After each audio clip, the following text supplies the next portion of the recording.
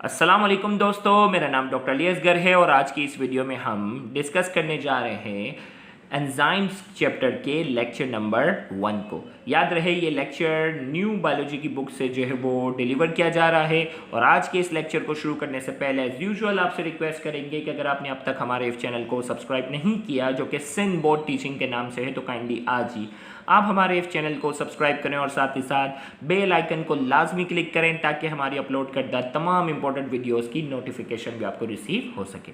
तो इस लेक्चर को आपने जो है वो गौर से सुनना है ताकि इस लेक्चर के एंड में पूछे जाने वाले सवालात के आप कमेंट सेक्शन में बिल्कुल सही जवाबात दे सकें। तो आइए हम स्टार्ट करते हैं। आपने अपनी तवज्जो बरकरार रखनी है। सबसे पहले हम बात करते हैं एंजाइम्स का जो वर्ड है। The term enzyme was coined bye Friedrich Wilhelm कुहन। Friedrich नाम के साइंटिस्ट ने सबसे पहले एंजाइम का वर्ड जो है वो यूज किया। अब हम ये जानने जाते हैं कि ये एंजाइम होते क्या है।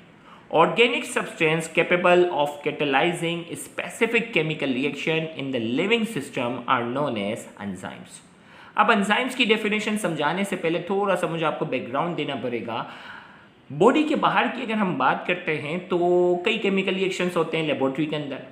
उन केमिकल रिएक्शन को परफॉर्म करवाने के लिए हमें क्या करनी होती है? हीट एनर्जी देनी होती है। अब ये जो हीट एनर्जी हम प्रोवाइड, जैसे अगर खाना पकाना हो तो खाना पकाने के लिए अगर मुझे फॉर एग्जांपल बिरयानी बनानी है तो मैं चावल मसाले और ये चीज़ें रख दूंगा, क्या वो खुद ब खुद बन जाएगी? या उस केमिकल रिएक्शन को परफॉर्म करवाने के लिए हमें बहुत सारी एनर्जी प्रोवाइड करनी पड़ेगी जो कि हीट की शक्ल में हम प्रोवाइड करते हैं। लेकिन लिविंग बॉडी के अंदर क्या हम हीट कैसे प्रोवाइड करेंगे? क्योंकि एनर्जी बहुत ज़्यादा चाहिए होती है। जो केमिकल रिएक्शन जो लेबोरेटरी के अंदर होते हैं उन केमिकल रिएक्शन को परफॉर्म करवाने के लिए बहुत ज़्यादा एनर्जी की क्या होती है? ज़रूरत होती है। तो अल्लाह ताला ने हमारे जिस्म के अंदर कुछ ऐसे केमिकल सब्सटेंस रखे हैं जो उन रिएक्शन को बहुत तेज़ी से परफॉर्म करवाते हैं, उन रिएक्शंस को बहुत तेज़ी से परफॉर्म करवाते हैं जो बॉडी से बाहर उन रिएक्शन को परफॉर्म करवाने के लिए या तो बहुत ज़्यादा एनर्जी की ज़रूरत होती है या उसको बहुत ज़्यादा टाइम की ज़रूरत होती है। तो अल्लाह ताला ने कुछ ऐसे केमिकल कंपाउंड हमारे जिस्म में रखे हैं जो उन्हीं केमिकल रिएक्शंस को बहुत तेज़ी से क्या करते हैं? परफॉर्म करवाते हैं। उन कंपाउंड को हम नाम देते हैं एंजाइम्स। तो यहाँ हमने कहा organic substances capable of catalyzing specific chemical reaction. वो ऑर्गेनिक सब्सटेंस वो होते हैं जिसमें कार्बन जो है वो मौजूद हो। Organic substance capable of catalyzing specific chemical reaction, जो एक मखसूस किस्म के केमिकल रिएक्शन को क्या करते हो? कैटेलाइज करते हो, उसके केमिकल रिएक्शन को तेज करते हो, स्पीड अप करते हो। इन the living system, living organisms के अंदर की बात हो रही है। आर नोन एज एंजाइम, उन्हें क्या कहते हैं? हम एंजाइम्स कहते हैं। तो इन शॉर्ट एंजाइम्स हमारे पास वो ऑर्गेनिक सब्सटेंस होते हैं जो एक मखसूस किस्म के केमिकल रिएक्शन को लिविंग सिस्टम के अंदर क्या करते हैं? कैटेलाइज करने का काम करते हैं। उन्हें हम नाम देते हैं एंजाइम्स का। नोट करके यहाँ बात कीजिएगा, it was considered that all enzymes were protein. इससे पहले ये माना जाता था कि जितने भी एंजाइम्स हैं वो सारे के सारे क्या हैं? सारे के सारे जो है वो प्रोटीन ही होते हैं, प्रोटीन के ही बने होते हैं। लेकिन हमारे पास यहाँ अब एंट्री होती है दो साइंटिस्ट की। एक का नाम है Thomas Cech and Sidney Altman. Thomas और सिडनी अल्टमैन ने जो है वो डिस्कवर्ड किया that certain molecules of ribonucleic acid also function as enzymes. यहाँ दो साइंटिस्ट का नाम है थॉमस और सिडनी नाम के साइंटिस्ट ने सबसे पहले ये डिस्कवर किया कि प्रोटीन के अलावा भी कुछ मॉलिक्यूल्स हैं राइबोन्यूक्लिक एसिड के, जो कि न्यूक्लिक एसिड के टाइप हैं। वो भी एंजाइम की तरह क्या करते हैं? रिएक्शन को स्पीड अप करने का काम करते हैं। क्या करते हैं? रिएक्शन को तेज करने का काम करते हैं। तो उन्होंने उन मॉलिक्यूल्स को नाम दिया, these molecules are called ribozyme. उन्होंने उन मॉलिक्यूल्स को क्या नाम दिया? उनको नाम दिया गया राइबोजाइम्स। तो हमने कहा कि थॉमस चेस और सिडनी अल्टमैन ने जो है वो डिस्कवर किया कि प्रोटीन के अलावा राइबोन्यूक्लिक एसिड के भी कुछ मॉलिक्यूल्स हैं वो एंजाइम की तरह काम करते हैं। उन मॉलिक्यूल्स को नाम दिया गया राइबोजाइम्स का। राइबोजाइम्स के अगर फंक्शन की बात की जाए, ribozymes catalyze reaction involved in processing genetic information to be used by a cell. अब जेनेटिक इन्फॉर्मेशन क्या है? आपको मालूम है सेल है, सेल के अंदर क्या होता है? न्यूक्लियस होता है। न्यूक्लियस के अंदर क्या होता है? डीएनए। डीएनए के अंदर क्या होती है? जेनेटिक इन्फॉर्मेशन होती है। ये जेनेटिक इन्फॉर्मेशन जो है वो सेल क्या करता है, इस्तेमाल करता है। ये जेनेटिक इन्फॉर्मेशन सेल क्या करता है, यूज़ करता है, और उस हिसाब से क्या करता है, मुख्तलिफ केमिकल प्रोसेस क्या कर रहा होता है, परफॉर्म करता है। तो राइबोजाइम जो कि राइबोन्यूक्लिक एसिड के मॉलिक्यूल हैं जो कि एंजाइम की तरह काम करते हैं, वो क्या करते हैं, कैटेलाइज करते हैं, यानी रिएक्शन को तेज करते हैं।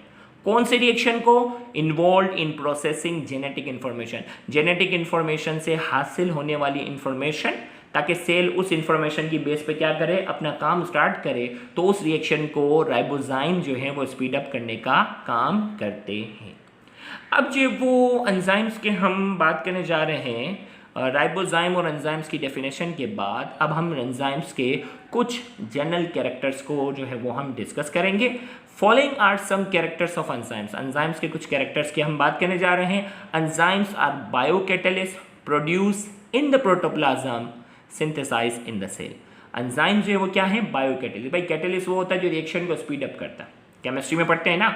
एंजाइम्स क्या है, बायोकैटलिस्ट। बायोकैटलिस्ट इसलिए होते हैं कि ये लिविंग ऑर्गेनिज्म की बॉडी में, लिविंग ऑर्गेनिज्म की बॉडी में केमिकल रिएक्शन को स्पीड अप करने का क्या करते हैं, काम करते हैं। Produce in the protoplasm, protoplasm के अंदर क्या होते हैं, प्रोटोप्लाज्म के अंदर जो है ये प्रोड्यूस होते हैं। प्रोटोप्लाज्म क्या है, living part of the cell, cell का जो लिविंग पार्ट है उसके अंदर प्रोड्यूस होते हैं। सिंथेसाइज इन द सेल, अगर आपसे पूछा जाए एंजाइम कहाँ बनते हैं, सेल से बाहर ये कभी नहीं बनते, synthesize in the cell, cell के अंदर ही हमेशा बनते हैं। तो एंजाइम बायोकैटलिस्ट हैं, प्रोटोप्लाज्म इसको बनाता है और सेल के अंदर ये बनते हैं। Most of the enzymes are proteinous in nature, भाई ज़्यादातर एंजाइम जो है वो क्या है, प्रोटीन के ही बने होते हैं। मैक्रोमोलिक्यूल्स ऑफ ग्लोबुलर प्रोटीन, भाई प्रोटीन के आप दो टाइप पढ़ेंगे, फाइब्रस प्रोटीन, ग्लोबुलर प्रोटीन। तो एंजाइम जो है वो कौन सी टाइप है, ग्लोबुलर प्रोटीन। इरेगुलर टाइप के जो प्रोटीन्स होते हैं वो होते हैं विद हाई मोलिकुलर वेट, जिनका मोलिकुलर मोड क्या होता है, हाई होता है, क्योंकि ये क्या है, मैक्रोमोलिक्यूल्स। मैक्रोमोलिक्यूल्स क्या होते हैं, जो बहुत सारे छोटे छोटे मॉलिक्यूल से क्या होते हैं, बहुत सारे छोटे छोटे मॉलिक्यूल से मिलकर जब एक बहुत बड़ा मॉलिक्यूल बनता है उसे मैक्रोमोलिक्यूल कहते हैं। और मैक्रोमोलिक्यूल जब बहुत बड़ा मॉलिक्यूल है तो मॉलिक्यूलर वेट भी तो उसका क्या होना चाहिए, हाई होना चाहिए। तो हमने कहा मोस्ट ऑफ द एंजाइम, ज़्यादातर एंजाइम जो है वो प्रोटीन के ही बने होते हैं। मैक्रोमोलिक्यूल ऑफ ग्लोबुलर प्रोटीन, ये बहुत बड़े मॉलिक्यूल होते हैं और ये प्रोटीन के हैं, तो प्रोटीन की भी टाइप्स हैं, फाइब्रस प्रोटीन, ग्लोबुलर प्रोटीन। तो ये कौन सी टाइप होती है, globular protein with high molecular weight. Molecular weight क्या होता है इनका, हाई होता है। They are either consist of protein, ये या तो सिर्फ और सिर्फ प्रोटीन के बने होते हैं। एग्जाम्पल क्या है, अमाइलेज और पेप्सिन, ये दोनों एंजाइम है जो सिर्फ और सिर्फ किसके बने हुए हैं, प्रोटीन के।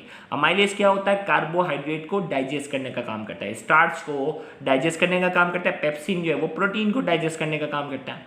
और may contain along with protein, यहाँ हमने कहा कि या तो सिर्फ और सिर्फ प्रोटीन के बने होते हैं, या क्या होता है, और may contain along with protein non protein part, protein के अलावा उसके साथ नॉन प्रोटीन वाला पार्ट भी क्या होता है, जुड़ा हुआ होता है। और इसके एग्जाम्पल है एसिटाइल कोए। एसिटाइल कोए क्या है, एसिटाइल कोए भी जो है वो एंजाइम है, लेकिन ये एक ऐसा एंजाइम है इसके साथ प्रोटीन के साथ क्या है, उसके साथ प्रोटीन के साथ नॉन प्रोटीन पार्ट भी क्या होता है, जुड़ा हुआ होता है। फिर हमने कहा number 4 point, enzymes act within the cell where they have produce, called endo enzyme. ऐसे एंजाइम जो सेल के अंदर ही काम करते हैं। आपको मालूम है एंजाइम कहाँ बनते हैं, within the cell, cell के अंदर ही बनते हैं। तो जहां वो क्या होते हैं, जहां वो प्रोड्यूस होते हैं वहीं पर काम करते हैं, वहीं पर एक्ट करते हैं, तो उन्हें क्या कहते हैं, एंडो एंजाइम। एंडो का मतलब अंदर। And the enzyme which acts outside the cell called exo enzyme. और वो एंजाइम जो बनते तो सेल के अंदर ही है, भाई सेल से बाहर एंजाइम कोई भी नहीं बनता, सेल के अंदर ही बनते हैं।